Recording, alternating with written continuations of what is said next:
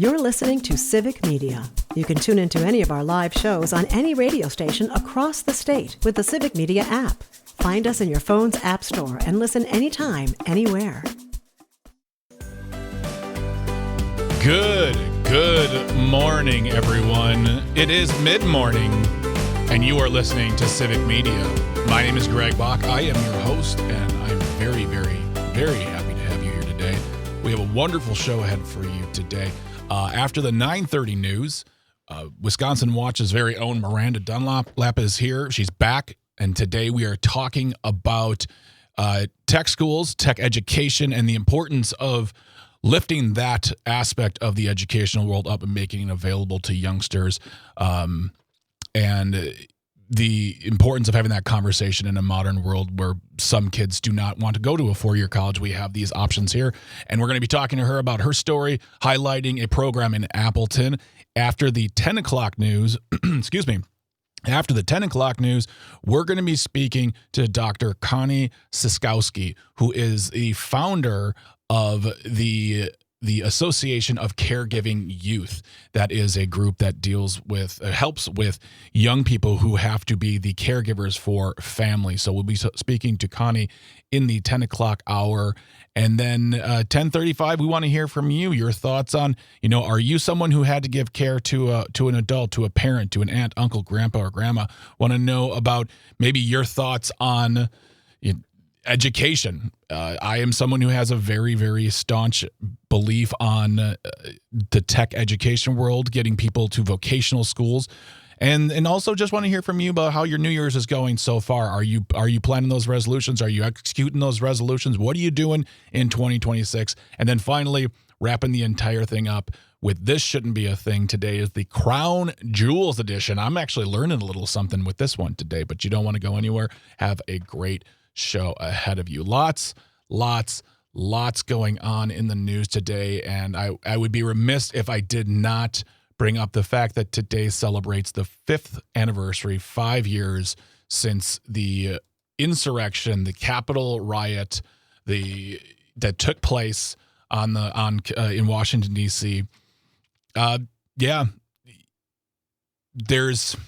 not going to spend a whole lot of time on this just because we remember those days. We remember what happened. I just want to bring up a couple things of the fact that there has been a movement over the past few years to rewrite and or erase the history of the January 6th riots, those who gave their lives, those who suffered as a result of this insurrection, this act of, it's my opinion, this was a traitorous exercise it was put hundreds of people's lives in danger, and it's slowly being rewritten by those who actually were in the room that day, those who hid for their safety, those who ran for their lives, those who were protected by the very Capitol Police, who are now not being honored. Still to this day, there is a plaque. This is being reported by NPR. There's a plaque that was made to honor law enforcement, and it was by law to be hung in the halls of the Capitol, and it is not being done. We've talked about this many times. They believe it's in storage somewhere. As it stands right now, when you walk into the Capitol building, there is no remembrance. There is no reminder of what happened 5 years ago today, and I believe personally that is a disrespectful act for the very group of individuals that some think are, when we talk about Back in the Blue, we need to support them. This is something that support. I just wanted to put that out there on the 5th anniversary of the January 6th riots on Capitol Hill. So, another article that came across the desk this morning out of Wisconsin Watch regarding education. It is this just really kind of furthers the conversation we've been talking about for a while with regard to how our voucher systems are being paid for here in Wisconsin. Hongyu Liu from the Wisconsin Watch published this article yesterday. It's titled Data Watch. Nearly half of Wisconsin private school students receive a taxpayer-funded voucher. And this is a great article. It will be in the show notes. And I love this article because it gives you the numbers, but it also gives you the details and the history and something that people might not realize about the voucher program here in Wisconsin is that it was the nation's first modern private school voucher. I'm going to be pulling right from this article because Mr. Liu did such a great job with this. It was launched in 1990 as the Milwaukee Parental Choice Program. It served about 300 students at 7 secular schools, and it only qualified, it said the students came from families earning less than 175% of the federal poverty level, and we as state taxpayers paid about between $2,400 to $2,500 tuition for each. So that's where we are back in 1990. That was about $700,000 then. 1.78 million adjusted for inflation. Today, it stands that we are going to spend $700 million of our educational funding towards private school vouchers. That is what's happened over the past 35 years. In 2011, there was 23,000 students, 3 out of 4 private schools, about three out of 4 private schools student per year got vouchers. This was something that was led very, very, very aggressively by former Governor Scott Walker, as well as the legislature, who a lot of them are still in power. I mean, they still run Madison right now. It is an election year. This is a hot button topic because we want to make school affordable. We want to make education accessible. We want to make our public schooling great. And the problem I see that we've heard from many of our guests, that we've seen in many stories, is that people do not believe public school is a viable option. It's a good option. People want to send their kids to good schools. And I understand that. And I want to be totally open. I am an advocate and a believer in public schools. I did not attend public schools. I went to a private school back in the day, back in the 80s and 90s. And I was actually texting with my mother before we got on the air because I wanted to find out about the tuition cost, because private school education is not cheap, especially today. And I asked my mom, she told me it was between $1,500 to $2,000 a year for me to go to Catholic Memorial High School in Waukesha, which is a lot of money. But back in the mid 90s, dual income family, both full-time workers, both have career jobs. It was, I believe, not, in fact, I asked her a question. I said to her, is it possible for a dual income family back then to afford to send a kid, me being the kid, to that school? She agreed. She said, absolutely. Your dad and I were making fairly decent money and didn't qualify for any tuition relief, but having 2 incomes made a big difference. Then, $1,500 to $2,000 a year. We're talking about schools nowadays. I believe CMH, where I went to high school, is more expensive than some stateside schools. My point being is that we want to give our kids the best education. I understand that. And if you want to send your kid to a private school, I also understand that. The big takeaway, though, is that from this article and the things we have talked about is that we are taking money away from our public school system, and we are diverting that into private voucher programs. We are allowing our public school education to be defunded and sent to a second school system completely. In the article, it says taxpayers through school district budgets provide $10,877 for each K-8 voucher student and $13,371 for each voucher to students in 9 through 12. Those are for the kids who enroll in the 3 major voucher programs here in the state. Each student participates. There's a special needs scholarship program. They get $16,000, and that is going to increase by 4%. And that, for me, is a problem. And I mean, it's hard to have this conversation. One, it's hard to have this conversation by myself because I feel like I want to hear from you guys. I'm sorry, I meant to tell you this. You can always get in touch with us. You can always be part of the conversation. You can always be here on the show. You simply just got to call or text. The number is the same, 855-752-4842, 855-75-CIVIC. Leave a comment on the live stream. We are on Facebook, YouTube, and this platform we still call Twitter. You can also leave a voice note if you have the app. Get the Civic Media app if you don't already have it. But it's difficult to have this conversation because I never want anyone to think that I'm anti-education or anti the ability to send your kid to private school. Absolutely. If you want to send your kid to private school, that's great.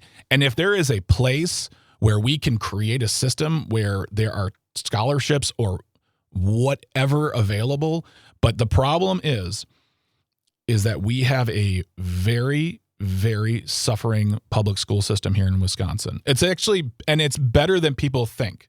I'm talking more about the numbers on that as far as private school education value versus public school education value. But the fact of the matter is that when we're taking hundreds of millions, $700 million out of our public school system and diverting it into private school vouchers, one, that is an immediate effect on the teachers on those schools, those students, the faculty, and it creates a problem that we have talked about over and over again. That if they don't have the access to the funding, they can't give a better education. They can't do what people expect and or want from them. And on top of that, these private schools receive the money, and that's about it. That's where the story ends. And we're going to talk about that accountability when we return from we're going to get some water and some snacks. We'll come back. We'll talk about accountability.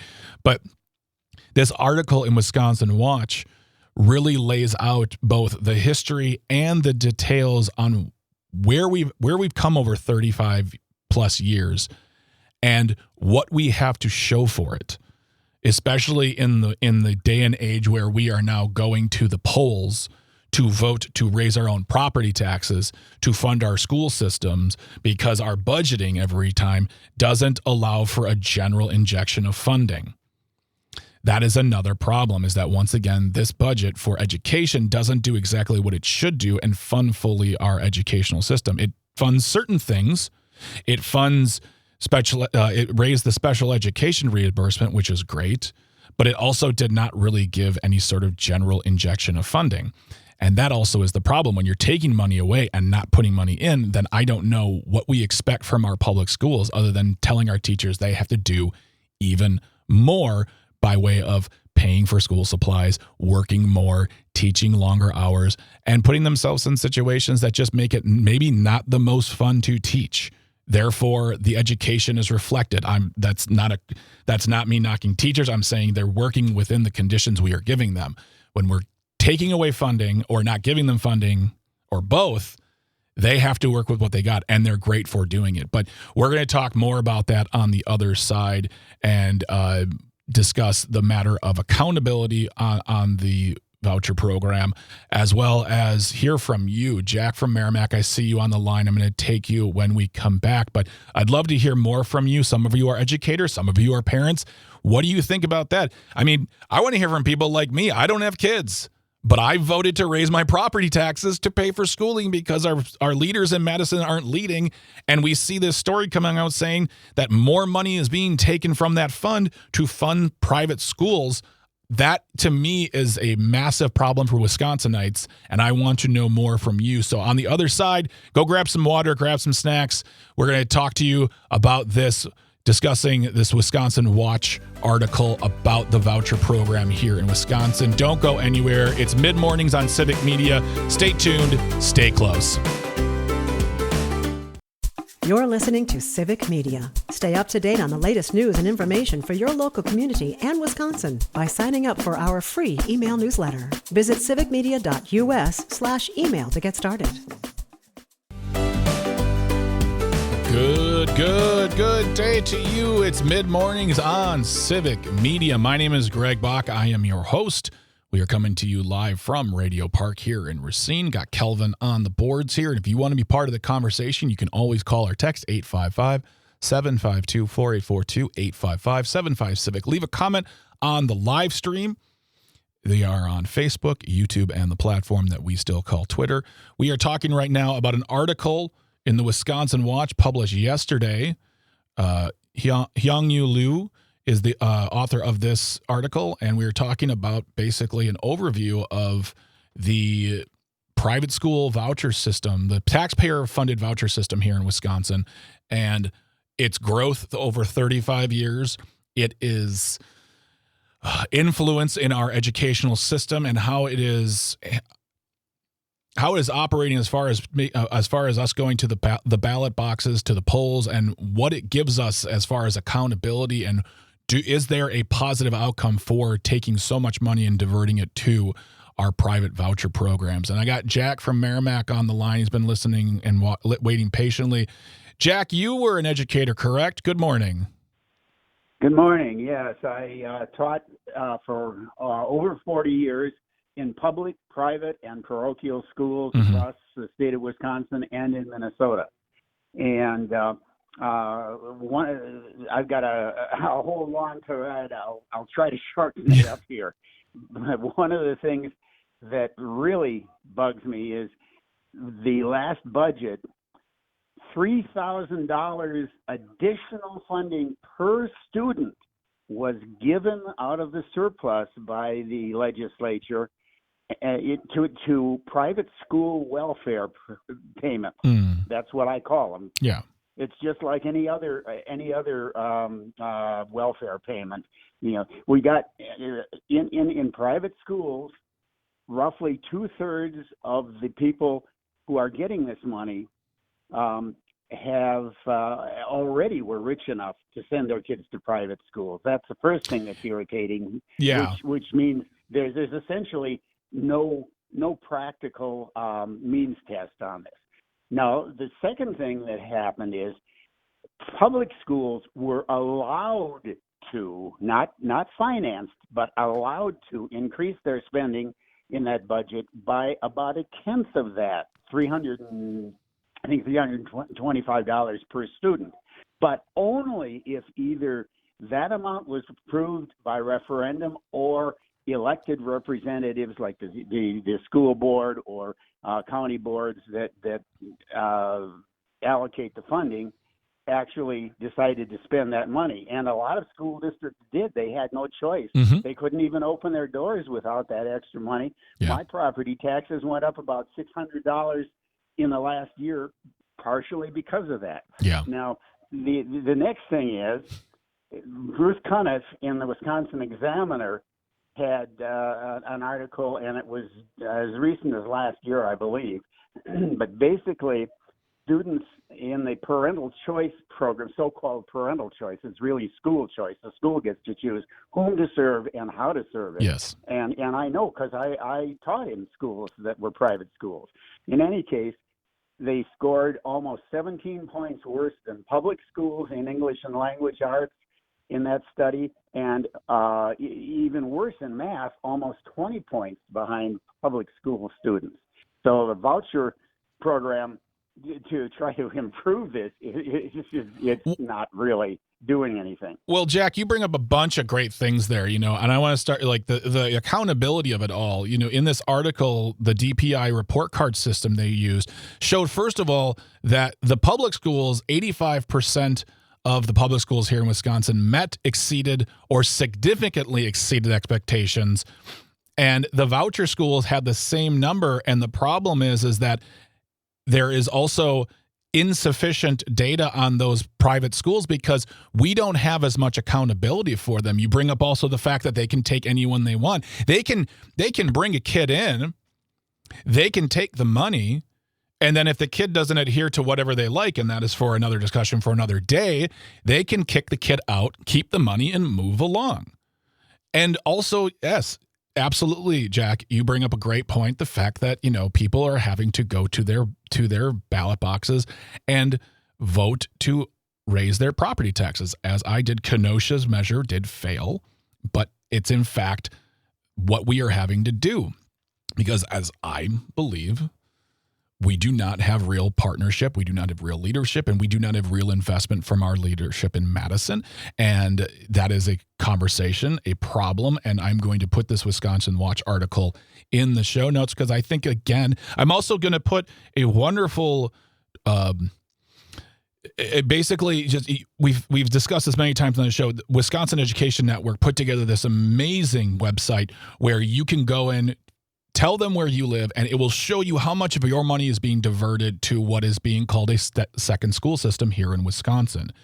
You want to find out, you live in Racine, you're going to find out right there how much money is being diverted. And that is your tax dollars being taken away from school funding for this private voucher program. And the last thing I want to mention, too, is in this article, they talked about the fact that these young kids from back in the day, 1990, they had to meet a certain financial requirement. It's understood. Maybe you want to send your kid to private school, but you absolutely cannot do that. Now that is not the case. People who are more than able to send their kids to private schools are utilizing these voucher programs and essentially, as Jack put it, getting an educational welfare program when they absolutely can afford to do this. And that is the other problem that I have as well. This conversation will keep going. I know I'll keep going. I could talk forever, but we have a great conversation coming up after the break with Miranda Dunlap, also from the Wisconsin Watch, talking about a wonderful, amazing program in Appleton and getting kids exposed to the world of manufacturing, technical education, vocational education, but more with that with Miranda when we come back. Don't go anywhere. You're listening to Mid-Morning on Civic Media. My name is Greg Bach. I'm your host. Be part of the conversation, 855-752-4842, 855-75-CIVIC. Don't go anywhere. Stay tuned. Stay close. Good morning. Welcome to Mid-Mornings on Civic Media. My name is Greg Bach. I'm your host, and guess what? I'm also your friend.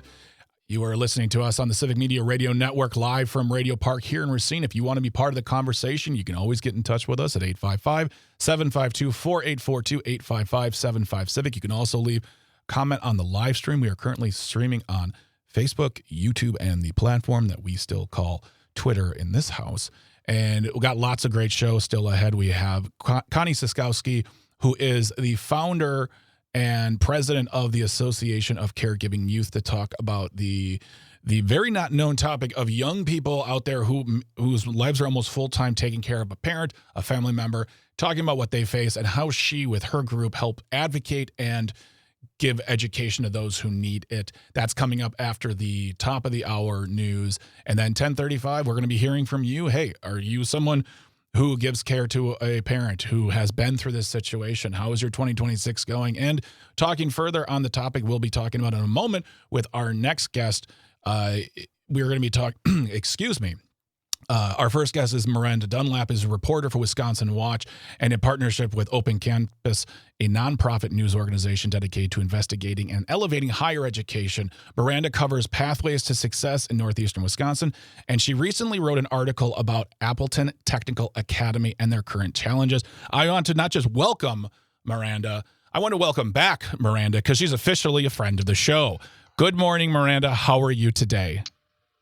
Good morning. I'm good. Good. How are you? I'm doing, as my grandma says, peachy keen. And really quick, how is 2026 everything you thought it would be thus far, 6 days in? Yeah, I can't complain. Well, yet. That's it, folks. Shut it down. We're done for the day. Well, I'm happy to have you on today to talk about this article. I love talking to you. Last time you were here in August, we talked about 911 dispatchers in Brown County. And today we're talking about something that I have a very deep passion for, and that's a technical education. And this is a program in Appleton that's going on. Can you tell us more about the Appleton Technical Academy, also known as ATEC? Yes. We will refer to it as ATEC. Otherwise, I'm going to trip over myself a ton. But yes, it's a charter high school in the Appleton School District that lets students take classes that prepare them for advanced manufacturing jobs. So classes like welding, machining, mechanical design, electronics, those sort of things, as they also do, the typical things that you do in high school, like learning math, English, those sort of things. And that's an important point I'm glad you brought up because, in my head, I am a graduate of Milwaukee Area Technical College, and we always think technical colleges, we think vocational colleges, but this is a high school. This is for high school level to prepare them for possible college and then on, correct?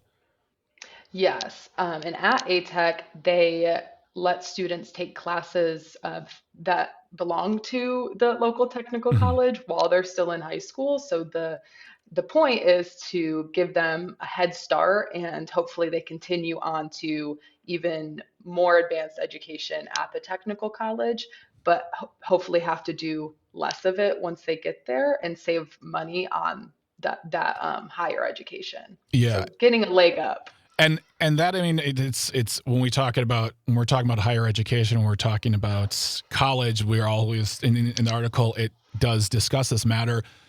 This helps mitigate the cost of future college tuition, because that, for a lot of young people, I love saying that at my age, a lot of youngsters, that is something that can keep them from going. And so these programs can say, like, all right, we can help mitigate that cost. So you might owe something, but it'll be far less. But also, this can help kind of demystify the stigma of technical educations, because I feel like for many years in this country, that has been a problem. And that's something that ATEC serves to do, is saying, hey, we're going to take these kids who they might not like, the English might not be their jam, but maybe, as you said, mechanical engineering is something they would like. And here is that foothold in the door. Yeah, they really want to be of service and help prepare students who maybe know that they're not going to go on to study literature or get a 4-year degree in something like that, but really want to work with their hands and have a passion for that, like real hands-on skilled trade type of work, and also expose students to it early on, so that maybe they don't know that that's something that they want to do yet, but through taking some of these classes, they sort of discover that earlier on. So yes. What is the funding process for ATEC? How does it receive its funding? Where is it, like, is it donations? Is it state, federal funding? What is it? How does that operate? Yeah, it's funded exactly like all other schools in the district, really. It receives the same sort of funding formula per pupil funding that other public high schools in the state receive. The only difference is, it got some grants when it was starting up to kind of help build it. And nowadays they do really try to get out in the community and solicit donations, and both monetary and equipment wise, to help keep it going, because I'm sure you can imagine it's a different price tag to provide education that requires, big fancy machines and tools and lots of different equipment rather than, pencils and paper. So it's funded the exact same way, but I think leaders there would tell you that that's not really enough. So they have to kind of try to make up that difference. And that's something that's, in the article is, I really love this article, and it's both very informative, but I will warn people, it's kind of heartbreaking because, as you put it, this is a school with a very specialized goal, and it takes money to do that. And in the article, I want to pronounce his name, Paul Ender. It's Ender. He's a lead teacher at ATEC, and he spends, as you wrote, he spends all of his free time not just working on his curriculum, but like going out into the community, going to schools, meeting people, getting the school to be known. Because right now it is, I think it says in there, it's a best kept secret, but that's not their intent. Yeah. One thing I would love to really emphasize is Mr. Enter, Paul. You could really just call him Mr. ATEC, because he's the lead teacher of the school, but he's really he spends every waking moment really trying to champion this and make it work. And as you can read in the story, there's, challenges that come with this, but he told me he spends his lunch hour and his free time calling local businesses, trying to build support, trying to solicit donations, trying to, he goes to other schools in the district and try to get students interested in coming and enrolling. So he's really the champion behind the school, and it kind of needs someone like that. Absolutely. I mean, yes, I completely agree. And that brings me to a point that I wanted to bring up, is that the history of the school, which the school started about 12 years ago, 2014, 2015, it started with the mission that was based in, it was in partnership with a local business to help, because they had a need for people to work in their manufacturing firm to find folks who could do the job. So they thought, well, let's start a program that can get people going. But over the years, that is kind of changed because of maybe the inability to find a lot of students to go here because of the challenges they face getting kids even to the school itself. Yeah, it was born out of really a partnership between a local plastic manufacturer and the school. And, they had said that they were they're facing a problem that a lot of other workplaces are facing, which is that their workforce is aging and there's not a lot of younger people coming in. And so they said, maybe if we can get high schoolers excited about this, maybe that can sort of create a pipeline of people coming into these plastic manufacturing jobs. I think the issue that has sort of played out, or the difficulty, is that that's like a very niche sort of job, and it's very niche to maybe want to create a funnel to one business where it makes sense to maybe out of a few dozen students, a handful of them will go to this one workplace. But students go on to complete technical degrees. Some do go on to four-year colleges. Some go in other directions in the skilled trades. And so the school has kind of, I guess, broadened on that original mission a little bit, it seems like, and offers a little bit more than just preparing students for plastic manufacturing. Yeah. And if you're just joining us right now, we're speaking to Miranda Dunlap from the Wisconsin Watch, and she wrote an article regarding a wonderful program in Appleton called the Appleton Technical Academy, or also known as ATEC. It's entitled, "We Can't Do This Alone. An Appleton School Prepares Students for the Skilled Trades." It's not easy. One of the challenges too is continual education for the teachers. And as those, when we think tech school, we can think plumbing and we can think electrician, but tech school training is growing. And that means we have to have teachers who have an understanding of things like maybe AI and coding and robotics. And that's a problem they also face because of maybe that inability to find teachers who can teach. That's what I got from the article, correct? Yeah, I think one of the problems that they've sort of run across is that they're teaching students how to use really advanced, complex machines and systems that, not a ton of people know how to use. And so they are really in need of people in the industry who do have experience with these tools to kind of mentor the teachers to teach them what they need to teach the students. Yeah. And you can imagine that that's difficult because if the problem at hand is that there's not enough people in these jobs, they're spread thin and don't have a lot of time to also mentor teachers. Yeah. And that's, I don't know if we'll have time to get into it, but there was another article that you wrote at Open Campus kind of discussing this whole thing of like getting the teachers.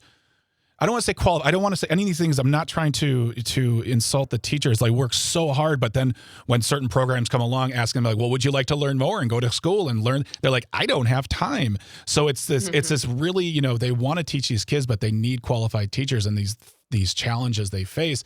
On top of just as what you put in the article, Mr.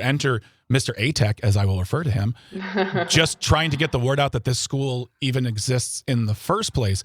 But I want to, we're going to take a short break. We're going to come back, and I want to talk about the school itself, the students itself. One of the best, when you see this article, like I said, there's a little heartbreak to it because it's about funding. It's about education. That's an ongoing conversation we were just talking about earlier. But someone like Izzy Chappell, who is a senior at Appleton West, who, it's not just about learning how to do, the job. She's also learning art there as well, which is amazing. So I want to talk more about that and what the school means to the kids when we come back. We're talking to Miranda Dunlap from the Wisconsin Watch about a great article she wrote about the Appleton Technical. You're right. It's hard to say. Appleton Technical Academy, also known as ATEC. We're going to keep the conversation going. Don't go in. If you have any questions, comments, if you are a tech school kid or a tech school teacher, we'd love to hear from you. Don't go anywhere. We're keeping it right here. You're listening mid-mornings on Civic Media. Stay tuned. Stay close. You're listening to Civic Media. Find the latest news, information, and archives of all your favorite shows on the Civic Media website, civicmedia.us.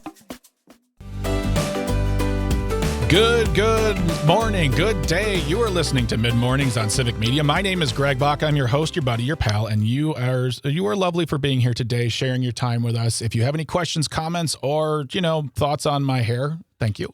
855-752-4842, 855-75-CIVIC. You can be part of the conversation. Also, leave a comment on the live stream, Facebook, YouTube, and the platform we still call Twitter. After the 10 o'clock news, we will be welcoming Dr. Connie Siskowski, who is the founder and president of the Association of Caregiving Youth, talking about young people who, as well as having an education and living their lives, they're also taking care of a family member or a loved one, and what goes into that and why we need to bring more light to this topic and the work she does through her association. That's after the 10 o'clock news. After the 10:30 news, we're going to be just an audio sorbet, catching up, reading your comments, talking to you. If you've gone to tech school, I want to hear from you. If you take care of a loved one, I want to hear from you.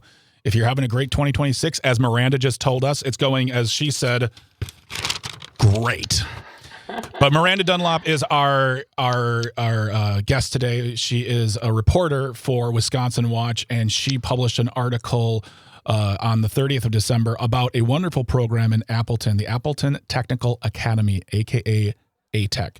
And it's a program that gives high school students the opportunity to learn the technical skills that will possibly put them into the future jobs that are sustainable, good jobs, can't be exported. They're wonderful. I'm a big tech school advocate, but Miranda is here, and I'll lead with a double question. One, what led you to this article? What brought you to this place, to ATEC, and what was your experience while doing your research there with the teachers and the students?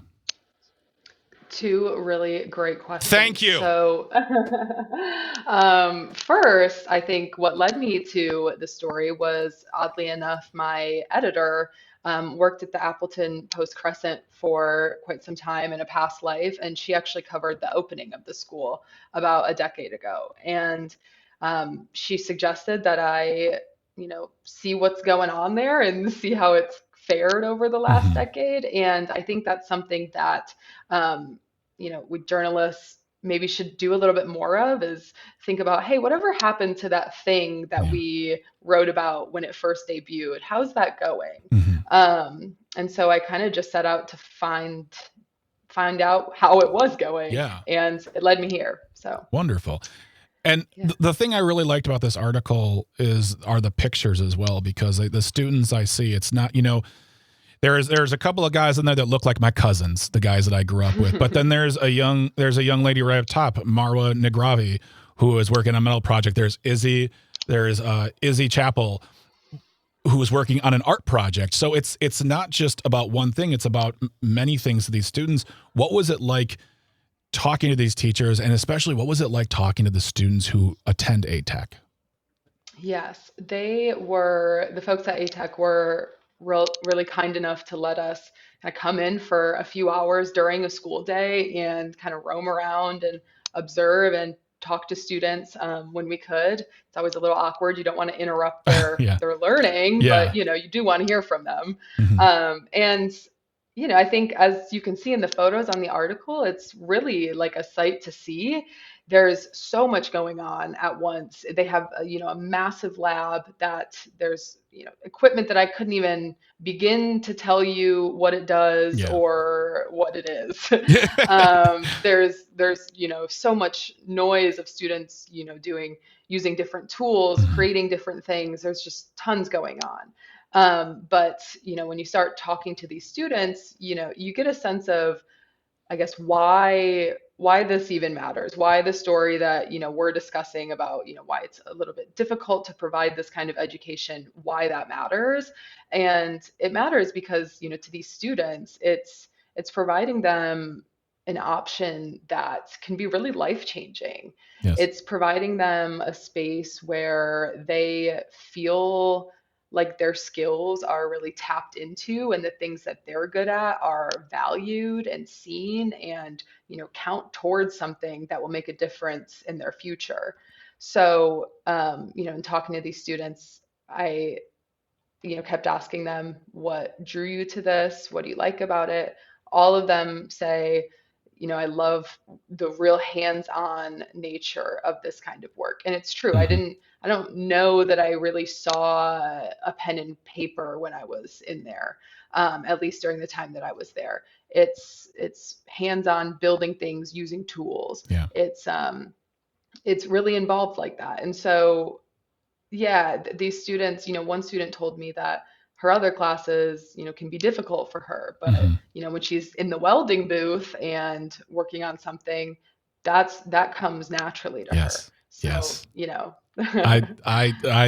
I'm all, if you're not watching the live stream right now, I'm all smiles because I love hearing this, because I think that, and this also fights against, if you want to go to a 4-year college, that's fine. I get that. And you want to live that life, that's fine. I did that. I have a political science degree. Good job, me. But my technical. Hey, same. Yeah, right. Now look at us. Yeah, exactly. We're on a live stream right now, Miranda. We did it. But I also have a technical education too. It's in a trade. I was an apprentice, and that means a lot to me as well. And I think for these kids who can utilize their minds and their interest in something that not only can keep them going but also can make them money and create a career, I think is very important. And these types of stories, these types of conversations help also get parents involved in the idea that maybe their kids aren't meant for 4-year school, and these tech programs are a way to get them for a future that will help everyone. So Miranda, thank you so much for being back again. I really enjoyed talking to you about this. Miranda Dunlap is a reporter for the Wisconsin Watch. She published an article on ATEC, the Appleton Academy of Nope, I got it wrong. Appleton Technical Academy. Really appreciate your time, Miranda. Please come back again. Let's talk some more, and have a wonderful day. You as well. Thank you. All right. When we come back, Dr. Connie Siskowski. The national news cycle never stops, but it can be hard to find news about your local community. Civic Media is dedicated to providing quality local and state news coverage across Wisconsin. With the Civic Media app, you can get notifications about local stories that matter to you and your community. Find the free Civic Media app in your phone's app store and choose notifications from the menu to tell us what kind of news you want to hear about.